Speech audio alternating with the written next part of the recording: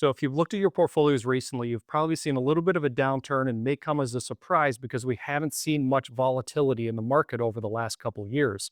So in this week's edition of Off the Charts, what we want to do is take a look at previous market corrections and also look forward to what you should be doing with your money right now. I'm Jordan Dunmore with YTS, and this is Off the Charts. So with this week's chart, what we want to do is just provide a little bit of perspective on how often we see this type of volatility in the market. And we want to start off first by defining a few words that may be some Wall Street jargon. But anytime you see the market down anywhere from 1 to just under 10%, we call that a pullback. When you see the market down anywhere from 10 to 20, that is called a correction. And then once the market falls 20% or more, that is called a bear market. And you may have heard the term bear market. You've also heard the term bull market. Something to tell your friends when you're having coffee with them or something is those terms came about by the way those animals attack. Remember, a bull will hit you up by the horns, so that means an up market, and a bear will tackle you, take you to the ground. So that is a bear market is a down market. So just again, something to take back to your friends. But again, the perspective that we want to provide here is just how common that we see these type of pullbacks or corrections or bear markets on a year-by-year basis. So this chart brought to us by First Trust goes back to 1980. And in the orange, you'll see the largest intra-year decline, meaning the largest that the market went down during that calendar year.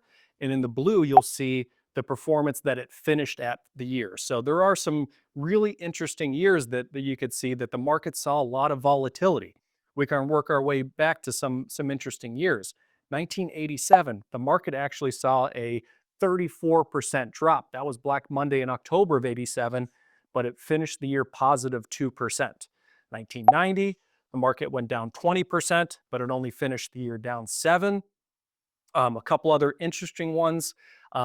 If we look at 1998, the market, we saw a 19% pullback. It finished the year up 27. And let's get back to some more recent times that some of us still remember. Even 2018, in the midst of a pretty good run, the market dropped 20%, bottomed on Christmas Eve of 2018. It finished the year as actually down 6%. And again, in most recent memory was the COVID downturn, where in March of 2020, we saw the market drop 34%, and the market actually that year finished up 16%. So this may feel unprecedented because we haven't seen market volatility recently, but now is not the time to be pulling money out of the market. Actually, it's time to be adding money to the market if you have some money on the sidelines.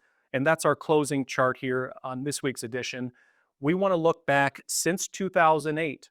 Every time the market has fallen at least 10%, what does performance look like 1 year later?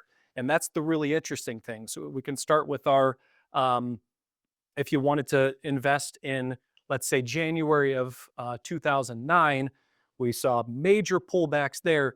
But 1 year later, the market was up 41%. We can go to another couple time periods. If we go back to, again, kind of COVID, so February 27th of 2020, we did see that market downturn. 1 year later, the market was up 28% from there.